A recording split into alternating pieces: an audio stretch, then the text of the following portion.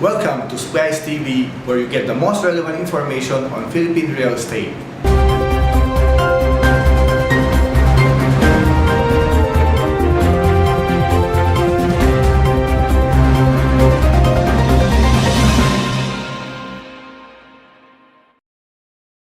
Today we have a very special guest. Welcome to Splice TV, Mr. Steve Chan, the Senior Vice President Cluster Head of Metro Manila High-Rise Building Projects. Hi, Sir Steve.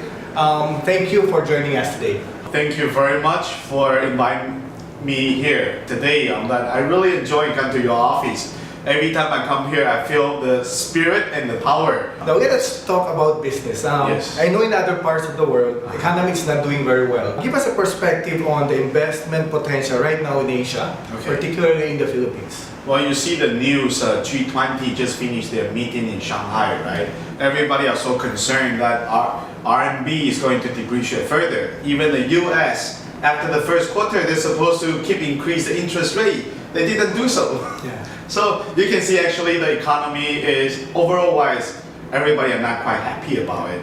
But for me, it's a little bit mixed feeling. You know why? Because during the Christmas time, that I see a lot of happy face from our overseas Filipino when they come home. Because now they realize, oh, if peso depreciate 1 pesos, every dollar I send back, I get 1 more pesos. That's right. And you know, in the Philippines last year, how much money we received from this overseas, they call it OFW, overseas employee, Filipino worker, they sent back the money. You know how much is that? How much will that be?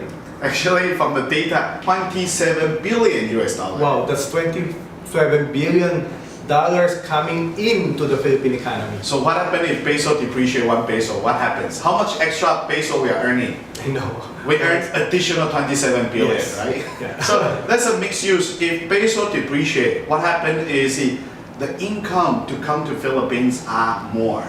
And we not only have an income from the OFW, we also have a huge money coming in from the call center, from BBO. According to the data last year, BBO are sending 22 billion. And this year, they are sending 25 billion.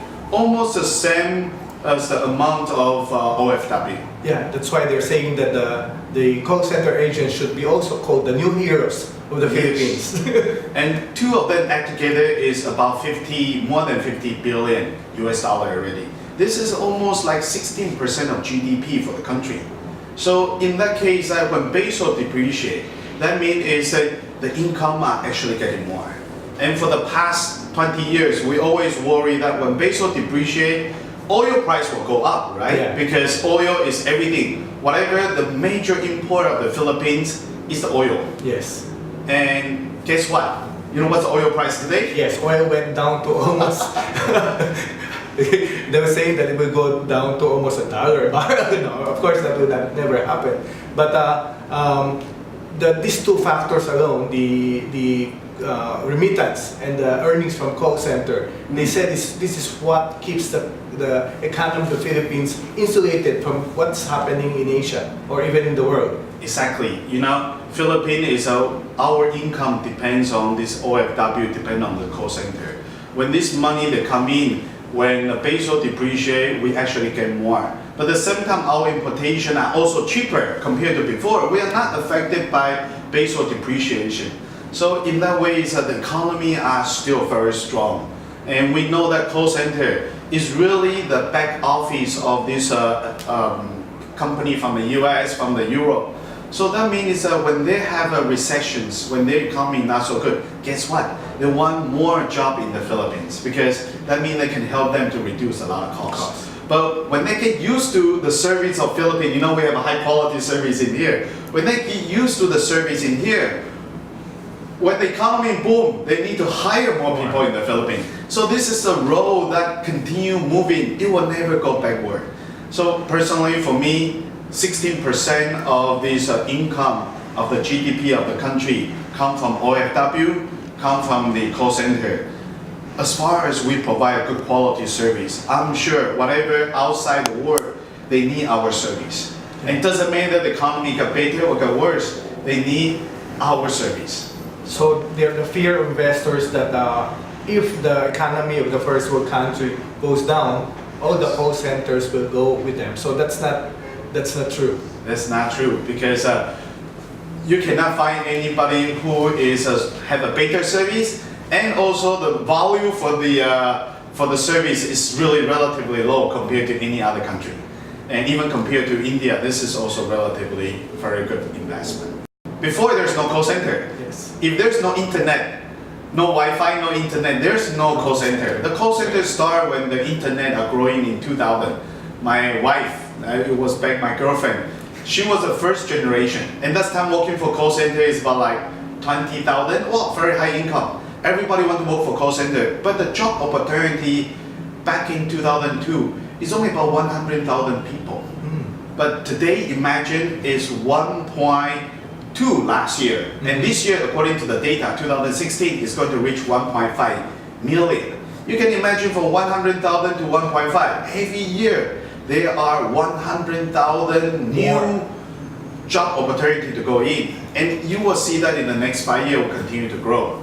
And guess what? These people, they cannot afford to buy a house yet. They are Not yet anyway. Not yet. They are just newly graduate. Recently, I see some these call center managers start to buy because they work for call center for 10 to 15 years and they get married, they start to buy. But I would say 90% of agents in the call center today, they still have to rent. And they still have to also save their time because they are just fresh graduate. They need to spend the money on their car, on their accessory. So investment of house is not yet.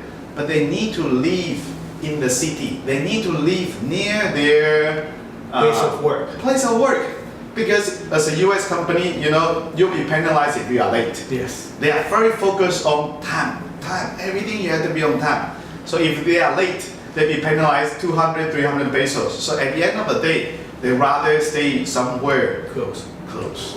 So that's how we see that with the growth of call center, we see a group of people who need housing near the city, near where they work. And this time is actually our so lucky developer. We cannot build a project for rental. Well, this is not our business. We build a project for selling. So who buy? Actually, it's all these overseas Filipino who come home, who invest, and who rent it. All these call center agents, because they cannot afford to buy, but they rent it. So we have a perfect match in the Philippines. That's a perfect match. One group of people, they like to invest because the return of investment in the Manila is about 6 to 10%. And a group of people who need housing. So these two people match. And developer, we just do our job. Build a quality project, build a nice place, people willing to live in here. And that's it. We see that there's a strengthening of the middle class. There will yes. be more and more new entrants to the middle class, and this middle class later on will become investors. Yes. There will not be only be renting. Yes. They will be purchasing their first unit, and they're going to be make a big difference in our economy. Do you share that opinion? Yes. Of course, we know Philippines, we are growing. In fact, we have to see the reality. Our GDP, because we're a huge company, huge countries, we have 100 million population. That's why our GDP per capita is around 3,000 US dollars. So it's still not a very rich country. The government, they make the money for the last 6 years. It's a good administration. So they start to invest in infrastructure. That's why you can see the Skyway. You can see airport changing now, right? And so more infrastructure will be building in the next 10 to 15 years. It takes 5 to 10 years to build a highway, skyway. So traffic will still be there. The reason I say that, you can tell that in the next 10 years, our traffic will still be very bad. It's not because we didn't change, it's because we are changing. That's why the traffic is going to be bad in the next 10 years. But people still need to work. People still need to, grow their family. So what we see the next 10 years, people invest in city are still important, are still attractive, because everybody wants to reduce their Commuting time. Yes, you know how bad. It took me 2 hours to go home. Yeah. So really, and this is the energy, the time you want to save for your family. I want to go home to play with my kid. Every day I can save another 3 hours. Why not? So we can see the investment in here will be important. And these first 10 years, you can see that we'll be prepared for the middle class to come out. Yeah. Because these people, they buy it now, 10 years later, these people are still in here. And they will invest a second unit. I actually have an investor from US who bought the linear. And after they bought the linear, we're able to rent it out. And actually the return is very good, it's about 10%. Wow, that's very high. So what happened now? He bought another unit. Because oh, Steve, that's good. I got a unit already, now I have enough money. Anyway, I've saved all my money. Now I can afford to buy the second one. Because the first one are earning money for himself already. So that's how we see the investment will continue. You have mentioned that properties Makati is the return on investment is 10%. Yes. So that's very high, and you did not factor in the annual appreciation that each property Still go up, right? go up. So if you put that together, it makes perfect sense for them to invest their money in the Philippines. Yes. Why should people invest in Philippines? Well, actually, I like to borrow the magazine on your back. You see the cover of the magazine on the back? Yeah. This is our CEO and our president, right? I think a lot of people there, they see this cover page. Mrs. Yap is the daughter of Mr. Gotiano, Andrew Sr. She's my boss. Yes. She's the one handling the operation of Philinvest. And she's been selected as the top and the toughest woman in the Philippines as a CEO, as a senior executive. The reason I mention that is because it's really on the management's style. You know, in the culture of Philinvest, it's really very conservative. And when we say conservative, is we are protecting the investor and we are protecting our partner. So that's why it's that we're being conservative. It's not we don't move forward, it's not we don't innovate, it's because we sure we are responsible for our investor. Because one, Philinvest, we are a listed company. Yes. The mother company is listed, Philinvest Land is listed, and we have East West Bank. East West Bank is also listed in stock exchange. So whatever we do, we have to answer to our shareholder. And if the company don't make money, if the company mess around, then of course, how we answer to that? I believe the culture like Mr. Yap and Mrs. Yap and the Gotiano family, they are protecting everybody, even a single family.